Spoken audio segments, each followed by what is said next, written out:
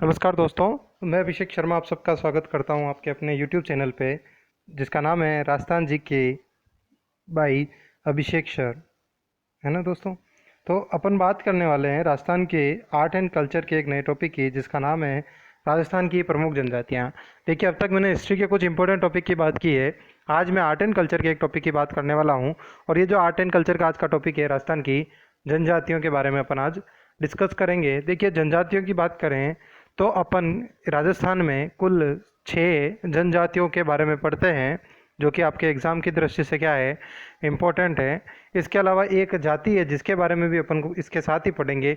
कुल 7 इसमें अपन जातियों की बात करेंगे, जिसमें से 6 जनजातियां हैं और एक जाति है। इन सब के बारे में आज अपन पढ़ने वाले हैं। देखिए दोस्तों, ये जो आपका टॉपिक है, राजस्थान की किसी भी कंपटीशन एग्जाम को आप अगर उठा के देख लेंगे तो ये आपका टॉपिक बहुत इंपॉर्टेंट बन जाता है।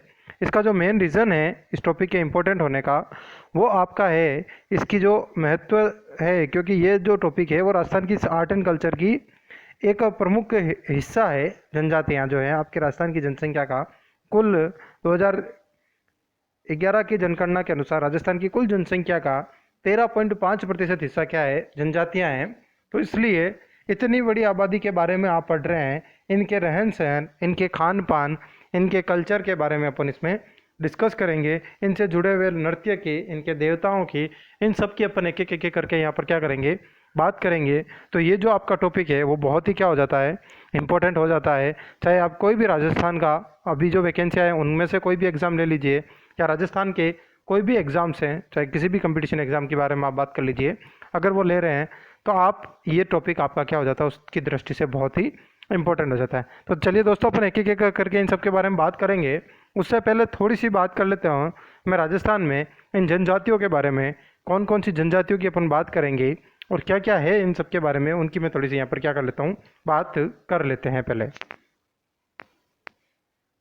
तो दोस्तों, जो प्रमुख जनजातियों की मैं बात कर रहा हूँ, तो सबसे पहले अपन बात करेंगे इन सब में सबसे संपन्न और जनसंख्या में सबसे ज़्यादा जो हैं वो कौन सी जनजाति हैं, मीणा जनजाति। उसके बाद सबसे प्राचीन जनजाति जिसका नाम क्या, भील। इसके अलावा अपन बात करेंगे सहरिया जनजाति की। इसके अलावा अपन बात करेंगे डामोर जनजाति की। इसके अलावा अपन बात करेंगे कथोड़ी जनजाति की।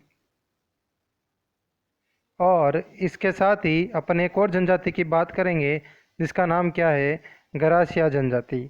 ये 6 जनजातियां हैं जो राजस्थान में मूलतः पाई जाती है। तो इन सब की अपन यहाँ पर क्या करेंगे, बात करेंगे।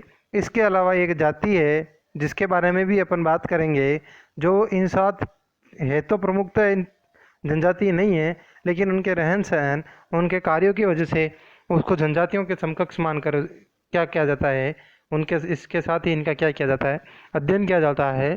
तो अपन इन सारे छात्रों के बारे में एक एक करके इस वीडियो में तथा इसी वीडियो की और बाकी सीरीज में अपन इन सब के बारे में क्या करेंगे, बात करेंगे। तो दोस्तों, अपन चलते हैं एक एक करके इनके बारे में बात करेंगे। उससे पहले मैं थोड़ी सी बात कर लेता हूँ राजस्थान में इनके स्थिति के बारे में और इनके बारे में कुछ। देखिए, जो कि पहला फैक्ट यहाँ से इम्पोर्टेंट निकल के आ रहा है, वो मैं आपको पहले ही बता चुका हूँ कि राजस्थान की कुल जनसंख्या का कितना हिस्सा, 13.5% हिस्सा किसका है, इन जनजातियों का है। पर 13.5% जनसंख्या जनजातियों की है। और ये आंकड़ा आप किसके हिसाब से बता रहे हैं, 2011 की जनगणना के अनुसार। अगर देखिए दोस्तों, अगर ये वीडियो आप देखते हैं और इसके एग्ज़ाम आपका 2021 के बाद होता है, तो हो सकता हो कि उस जनगणना में ये आंकड़ा आपका क्या हो जाए, परिवर्तित हो जाए। तो ये जो फैक्चुअल क्वेश्चंस होते हैं, इनके आपको करंट के साथ क्या करते रहना चाहिए, अपडेट करते रहना चाहिए। आगे अगर अपन बात करें कि राजस्थान में सर्वाधिक जनजातियाँ कौन से जिले में पाई जाती हैं, तो उदयपुर में पाई जाती है। अपन एक करके पढ़ेंगे तो आपको पता चलेगा कि राजस्थान में सर्वाधिक जनजातियाँ कौन से जिले में, उदयपुर में है। और सबसे कम कौन से जिले में पाई जाती है, बीकानेर जिले में सबसे कम जनजातियों क्या करती है, निवास करती है। ये देखिए, जनजातियों के निवास के हिसाब से बात हुई। दूसरी मैं बात करूं कि जनसंख्या में प्रतिशत की दृष्टि से अगर अपन बात करें, कुल जनसंख्या के हिस्से की अपन बात करें, मान लीजिए किसी एक क्षेत्र विशेष में 1000 लोग रह रहे हैं, तो उनमें से कुल कितने लोग जनजाति हैं, उसकी दृष्टि से अपन बात करें 100 में अपन बात करें, 100 लोगों के रेस्पेक्ट में प्रतिशत की दृष्टि से बात करें तो सबसे ज़्यादा जनसंख्या कौन से जिले में? बांसवाड़ा में। और न्यूनतम प्रतिशत की दृष्टि से कहाँ पर? नागौर में, जिसको जनसंख्या घनत्व कह सकते हैं आप आदिवासी इन जनजातियों का। तो ये अपन बात करेंगे। अगला जो आपका पॉइंट है वो है आपकी माणिक्य लाल वर्मा आदिम शोध संस्थान। देखिए क्या है ये संस्थान, क्या ये काम करता है, मैं इसकी थोड़ी सी बात कर लेता हूँ। ये जो आपका MLV आदिम शोध संस्थान है माणिक्य लाल वर्मा, आपको के बारे में मैंने आपको पहले बता दिया। माणिक्य लाल जी के बारे में अपन ने बिजोलिया किसान आंदोलन का मैंने एक वीडियो अपलोड किया, उसमें भी इनका योगदान था। आप लोगों ने नहीं देखा हो तो वीडियो आप इसी यूट्यूब चैनल के आपकी हिस्ट्री वाले प्लेलिस्ट में जाके देख सकते हैं। तो ये माणिक्यलाल वर्मा आदिम शोध संस्थान जो कि राजस्थान में कहाँ स्थित है? उदयपुर में। यह इन आदिवासी जनजातियों पर, इन जनजातियों पर क्या करता है? शोध का कार्य करता है। और यहाँ जो है एक नृत्य इस शोध संस्थान का प्रसिद्ध है, जिसका नाम क्या है? हेमेलो नृत्य। उस नृत्य का नाम क्या है दोस्तों? हेमेलो नृत्य। इसका संबंध किससे है? माणिक्यलाल वर्मा आदिम शोध संस्थान। और कहाँ पर स्थित है ये संस्थान? उदयपुर में। आगे अगर मैं इसकी बात करूं इन जनजातियों की, देखिए मैं पहले बता चुका आपको, सांसी जनजाति में नहीं है ना, इनको जनजातियों की श्रेणी में शामिल नहीं किया गया है। तो जो ऊपर वाली 6 जनजातियां हैं इनके बारे में अपन बात करेंगे कि कहाँ कहाँ पर ये आपकी जनजातियां हैं, कहाँ इनकी सर्वाधिक जनसंख्या पाई जाती है, किस जिले में, यह इस स्लाइड में मैंने कवर करने की कोशिश की है। तो सबसे पहले अपन बात करेंगे मीणाओं की। तो सबसे ज़्यादा जो जनसंख्या मीणाओं की वो कहाँ पर है? जयपुर जिले में। भील जो जनजाति है वो सर्वाधिक कौन से जिले में पाई जाती है? उदयपुर में। गरासिया जनजाति सर्वाधिक कहाँ पाई जाती है? सिरोही में। जो सहरिया जनजाति है वो 12 में। आप लोगों ने काफ़ी सारी वैकेंसीज की डिटेल में भी देखा होगा। 2 तहसीलें 12 की हैं जो कि सहरिया के रिजर्वेशन के लिए अलग से आप लोगों ने कई बार पढ़ा भी होगा अगर आप वैकेंसी की डिटेल ढंग से पढ़ते हैं। किशनगंज और शाहबाद, दो जो आपकी तहसीलें हैं 12 जिले की, वो सहरिया जनजाति के लिए रिजर्व रहती है। इसके अलावा जो कथोड़ी है जनजाति वो उदयपुर की कोटड़ा तहसील में। देखिए भील पूरे उदयपुर में है, जो उदयपुर की एक कोटड़ा तहसील है वो विशेषतः किससे संबंधित है? कथोड़ी जनजाति से संबंधित है। इसके अलावा डामोर जो कि कहाँ पर है? डूंगरपुर में है। और एक जाति जिसका नाम क्या? सांसी, वो कहाँ पर है? आपके भरतपुर में। तो देखिए दोस्तों, इसको राजस्थान के मैप में मैं ड्रॉ करने की कोशिश करता हूँ कि कौन सी जनजाति आपके कहाँ पर हैं। तो अगर इसकी बात करें तो देखिए सबसे पहले आपके कौन सा क्षेत्र? जयपुर वाला क्षेत्र। और इस जयपुर वाले क्षेत्र में किसका निवास है? मीणा जनजाति का। अगर मैं बात करूं उदयपुर वाले क्षेत्र की, तो उदयपुर वाले क्षेत्र में 2 पड़ी अपन ने सर्वाधिक जन की दृष्टि की बात कर रहे हैं, एक तो भील की और दूसरी जो आपकी कोटड़ा तहसील है उसमें कौन सी जनजाति? कथोड़ी जनजाति। ये कहाँ की बात कर रहा हूँ मैं? दोनों उदयपुर की। इसके अलावा मैंने एक बताई है आपको, इधर ही उदयपुर के पास में ही एक सिरोही में। तो सिरोही में कौन सी है? आपकी गरासिया। और ये गरासिया कहाँ निवास करते हैं? सिरोही में। इसके अलावा अपन ने पढ़ा कौन से? सहरिया, जो कि कहाँ पर? 12 में। और इसके अलावा आपके दिमाग में छप जाना चाहिए डामोर, जो कि कहाँ पर है? डूंगरपुर में। कौन से हैं? डामोर हैं। और जो अंतिम बचा है सांसी, वो कहाँ पर? भरतपुर में है। और क्या नाम है? कौन सी जाति है ये? सांसी। तो इस प्रकार ये जो आपकी 7 जातियाँ जनजातियाँ हैं जिनके बारे में अपन बात कर रहे हैं, एक बार फिर आप याद रख सकते हैं आराम से। भरतपुर में सांसी, जयपुर में मीणा, सिरोही में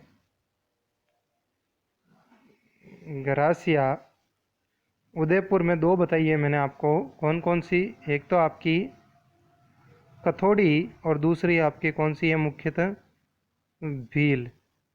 इसके अलावा सहरिया कहाँ पर? आपके 12 जिले में। और जो अंतिम बचा है वो कौन सा है? डूंगरपुर में, डामोर। तो इस तरीके से ये 7 जनजातियाँ राजस्थान में निवास करती हैं। प्रमुख सर्वाधिक इनकी जनसंख्या इन जिलों में मिलती है। अब देखिए आगे अपन बात करेंगे नेक्स्ट स्लाइड के बारे में, जो है आपकी कौन सी जनजाति की? मीणा जनजाति की। तो दोस्तों मीणाओं के बारे में अपन बात करेंगे। ये जो आपकी पूरी स्लाइड है वो मीणा जनजाति से ही संबंधित है। मैं इसमें मीणाओं की ही पूरी बात करूंगा। एक इम्पॉर्टेंट जनजाति है और इसके अगले वीडियो में अपन बात करेंगे भील जनजाति के बारे में।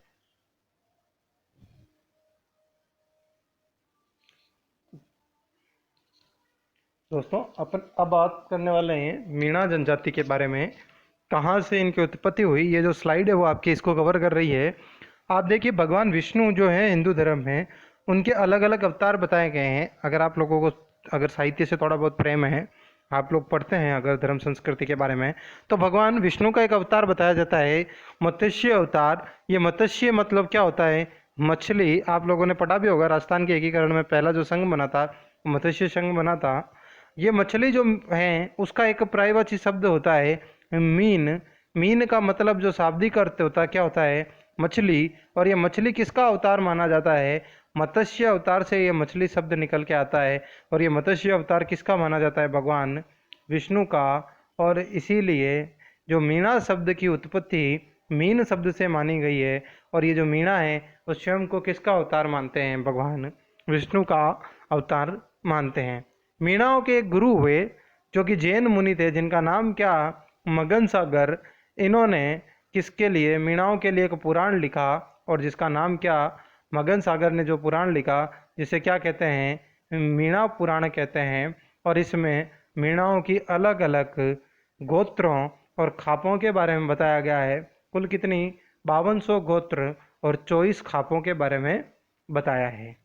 किसने बताया? ये मगन सागर जी ने, जो कि क्या है कि जैन आचार्य हैं, जिन्होंने कौन से ग्रंथ में ये आपके बात की है?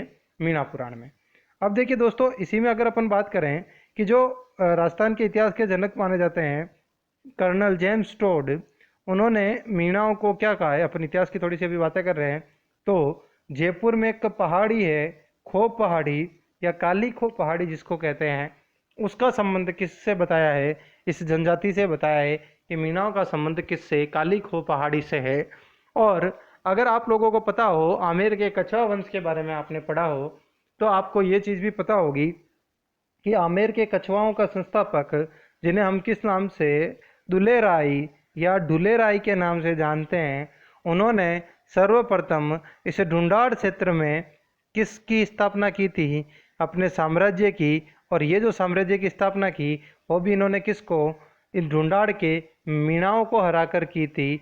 इसीलिए वहाँ भी इनके क्या मिलते हैं? शासन के साक्ष्य मिलते हैं कि कछुआओं से पहले ये जो जयपुर और इसके आसपास का क्षेत्र, जिसे ढूंढाड़ प्रदेश के नाम से जाना जाता था, वहाँ पर इस जनजाति का क्या था?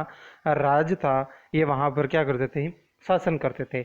आगे अगर अपन बात करें कि जो मीणा है उनको अलग अलग वर्गों में क्या किया गया है? बांटा गया है। सबसे पहले माने जाते हैं चौकीदार मीणा, जो कि राज्य की क्या करते थे? सुरक्षा का कार्य करते थे। जो आमेर के शासकों के क्या थे? प्रमुख सेनापति और सिपाही हुआ करते थे। उन्हें सबसे उच्च वर्ग माना गया और उन्हें किस नाम से जाना जाता था? चौकीदार मीणा, जो कि राज्य की सुरक्षा का काम करते थे, चौकीदारी का कार्य करते थे, इसलिए इन्हें चौकीदार मीणा के नाम से जाना गया। दूसरे जो थे जमींदार मीणा, जो कि खेती और आदि का कार्य करते थे, जो जो क्या कहलाए? जमींदार मीणा। इसके अलावा जो अन्य हैं चरमकार मीणा, पड़िहार मीणा और रावत मीणा, ये मीणाओं के क्या हैं? अलग अलग 5 वर्ग हैं। आगे अपन बात करें, जो सबसे अधिक का आदिवासी जनसंख्या है वो कौन सी जनजाति की है? ये मैं आपको पहले ही बता चुका हूँ कि जो सबसे सर्वाधिक आदिवासी जनसंख्या है वो कौन सी जनजाति की? मीणा जनजाति की है। जनसंख्या की दृष्टि से सबसे बड़ी जनजाति कौन सी है? आपकी मीणा जनजाति है। अगर इनके प्रमुख क्षेत्र की बात करें कि कहाँ कहाँ पर राजस्थान में मीणाओं का निवास मिलता है मुख्यतः, तो मैंने आपको अभी बताया एक ढूंढाड़ का क्षेत्र, जो कि प्राचीन काल से मीणाओं की क्षेत्र रहा है, जिसमें आपके जयपुर और दौसा वाला क्षेत्र आता है। इसके अलावा इसी से सीमा लगता हुआ अलवर, इसी के नीचे वाला हिस्सा सवाई माधोपुर, और एक जो कि सर्वाधिक आदिवासी जनसंख्या के लिए, जनजाति जनसंख्या के लिए प्रसिद्ध है, जिला उदयपुर। इन 5 जिलों में सब प्रमुख आपके क्या बसते हैं? मीणाओं के निवास मिलते हैं। जयपुर, दौसा, अलवर, सवाई माधोपुर और उदयपुर, ये 5 जो जिले हैं वो मीणाओं के क्या हैं? प्रमुख क्षेत्र माने जाते हैं। आगे अपन बात करें कि मीणाओं के बारे में, और तो ये जो मीणा जनजाति है, इनके लिए जो सबसे पवित्र स्थान है वो कौन सा स्थान है? रामेश्वरम। और ये रामेश्वरम कौन से जिले में? सवाई माधोपुर जिले में। आप लोगों को पता होगा कि जो सवाई माधोपुर जिला है, ये रामेश्वरम एक ऐसी जगह जहाँ पर क्या होता है? एक त्रिवेणी संगम होता है। आप लोगों ने राजस्थान की नदियाँ पढ़ी होगी, तब आप लोगों ने क्या की होगी? इसकी बात की होगी, सवाई माधोपुर रामेश्वरम में जाकर आपके क्या होता है, एक त्रिवेणी संगम होता है। और इसी त्रिवेणी संगम पर आपके क्या है, मीणाओं का क्या पवित्र स्थान आपके मीणा मानते हैं, रामेश्वरम सवाई माधोपुर को। जैसा कि अपन बात कर रहे थे किसकी, रामेश्वरम की, तो ये जो रामेश्वरम है यहाँ पर 3 नदियाँ आकर मिलती हैं जिनकी मैं बात कर रहा था। कौन कौन सी, अगर आप लोगों ने पढ़ा होगा, चंबल का प्रवास क्षेत्र या बनास का प्रवास क्षेत्र, तो ये जो आपके क्षेत्र है यहाँ पर 3 नदियाँ आकर मिलती है। कौन कौन सी नदियाँ हैं वो 3 मैं बता देता हूँ आपको। ज्योग्राफी का ये थोड़ा सा भाग यहाँ पर आ रहा है। एक तो सीप नदी, दूसरी आपकी कौन सी नदी, चंबल नदी, और तीसरी जो है आपकी कौन सी, बनास नदी। इन तीनों का यहाँ पर क्या होता है, संगम। कौन कौन सी नदी का, सीप, बनास और चंबल नदी। ये तीनों नदियाँ आकर मिलती है कहाँ पर, रामेश्वरम में, जहाँ पर क्या भगवान शंकर का क्या बना हुआ है, एक मंदिर बना हुआ है। त्रिवेणी संगम यहाँ पर है, त्रिवेणी घाट यहाँ पर है। तो ध्यान रखें किन किन 3 नदियों का संगम हो रहा है, सीप नदी, बनास नदी और चंबल नदी का। आगे अपन थोड़ी सी बात करेंगे मीणाओं के अन्य आराध्य देवताओं की और देवियों की। तो इनमें सबसे प्रमुख जो मीणाओं के आराध्य देवता देवियाँ हैं उनमें है जीण माता, जिनका मंदिर कहाँ पर, सीकर जिले के रेवासा नामक स्थान पर। और इसके अलावा चौथ माता, जिनका मंदिर कहाँ, चौथ का बरवाड़ा, और ये कहाँ पर है, सवाई माधोपुर में। भूरिया बाबा जो कि कहाँ पर है, अरनोद प्रतापगढ़ में। और केला माता जो कि कहाँ पर है, करौली के त्रिकुट पर्वत पे। और आप लोगों को पता होगा दोस्तों, ये जो केला माता है यहाँ पर साल में 2 बार क्या नवरात्रा में क्या भरता है, मेला भरता है। और केला माता से ही संबंधित है एक नृत्य जिसे किस नाम से जाना जाता है, लांगुरिया नृत्य या लंगूरिया नृत्य के नाम से अपन जानते हैं, जो कि कहाँ पर, केला माता करौली में होता है। मेले में ये नृत्य किया जाता है। तो ये जो आराध्य देवता हैं कौन कौन से, जीण माता, सबसे पवित्र स्थान अपन बात कर चुके हैं, रामेश्वरम सवाई माधोपुर में। जीण माता मीणाओं की आराध्य देवी कहाँ पर, रेवासा सीकर में। चौथ माता जो कि कहाँ है, चौथ के बरवाड़ा सवाई माधोपुर में। केला माता जो कि कहाँ पर, करौली में, जहाँ पर कौन सा नृत्य प्रसिद्ध है, लांगुरिया नृत्य। और भूरिया बाबा जो कि कहाँ पर, अरनोद प्रतापगढ़ में है। नेक्स्ट स्लाइड में चलें तो दोस्तों इसके अलावा जो हैं आपके मीणाओं के एक देवता माने जाते हैं, बुज देवता। और जो दोसा के मीणा हैं वो किसकी पूजा करते हैं, दुर्गा माता की क्या करते हैं, पूजा करते हैं। सबसे इम्पोर्टेंट चीज़ है, सिरोही जिले के एक पोसालिया नामक स्थान पर गौतमेश्वर का क्या बढ़ता है, मेला बढ़ता है, जो कि क्या है, आदिवासियों का सबसे बड़ा मेला है। आदिवासियों का सबसे बड़ा मेला है। वहाँ पर ये मीणा जनजाति से ये भी क्या है, संबंधित आपका मेला है। कौन सा मेला, गौतमेश्वर का मेला। कहाँ पड़ता है, सिरोही जिले में। आगे बात करेंगे मीणाओं के बारे में, इनके परिवार के बारे में, इनके घरों के बारे में। तो जो इनका मीणाओं का जो परिवार है, वो सत्ता है वो कहाँ, किसके हाथ में, पुरुष प्रधान समाज होता है। जो आपका परिवार है पितृ सत्तात्मक होता है। मीणाओं का जो मुखिया होता है उसे किस नाम से, पटेल। मीणाओं के गाँव का जो मुखिया होता है वो क्या कहलाता है, पटेल। 5 गाँवों का जो आपके मुखिया होगा उसे क्या कहेंगे, 5 गाँवों का पटेल, पंच पटेल। और मीणाओं की जो पंचायत होती है, एक पंचायत में कितने गांव होते हैं, 84 गांव। इसीलिए मीणाओं की पंचायत को क्या कहा जाता है, 84 कहा जाता है। इसी प्रकार मीणा जो जंगल में रहने के लिए घर बनाते थे उन्हें क्या कहा जाता था, मेवा से। और मीणाओं के द्वारा अनाज रखने की जो कोठी होती है उसे क्या कहा जाता है, ओरी। आपको पता होगा ओरी या ओरी, आप लोग भी जब परिचित होंगे इस शब्द से तो आपको ये सारी जानकारी थी मीणाओं से संबंधित। अपन ने बात करी यहाँ पर सभी चीज आपके पॉइंट्स पर, कौन कौन से इनके देवता होते हैं, कौन कौन से आराध्य देवी हैं, किस प्रकार इनका घर है, किस प्रकार ये लोग रहते हैं। ये जो कुछ इंपॉर्टेंट टर्मिनोलॉजी थी, मेवा से ओरी, ये सब मीणाओं से संबंधित है। दोस्तों ये आज के वीडियो में इतना ही कवर करेंगे। नेक्स्ट वीडियो में मैं आपके जो बात करूंगा वो कौन से जनजाति की, भील जनजाति की बात करूंगा। उनके रहन सहन के बारे में और उनकी संस्कृति के बारे में अपन क्या करेंगे, बात करेंगे। इंपॉर्टेंट चीज़ है, मीणाओं का जो मुखिया होता है उसे क्या कहते हैं, पटेल। 5 पटेल किसको कहा जाता है? 5 गांवों के मुखिया को। 84 क्या होती है? मीणाओं की पंचायत। मीन पुराण के लेखक कौन है या मीणा पुराण के लेखक कौन है? मुनि मगन सागर हैं, जिन्होंने क्या मीणाओं की गोत्र और पंचायतों के बारे में उसमें बताया है। तो इस प्रकार बहुत सारे कहाँ से इनका उद्गम माना जाता है? त्रिवेणी संगम रामेश्वरम को ये अपना क्या मानते हैं? पवित्र स्थान मानते हैं। अलग अलग प्रकार के मीणा अपन ने पढ़े हैं, 5 प्रकार के। रावत मीणा, चरमहार मीणा, पड़िहार मीणा, और भी अपन ने पढ़े जमींदार मीणा और चौकीदार मीणा।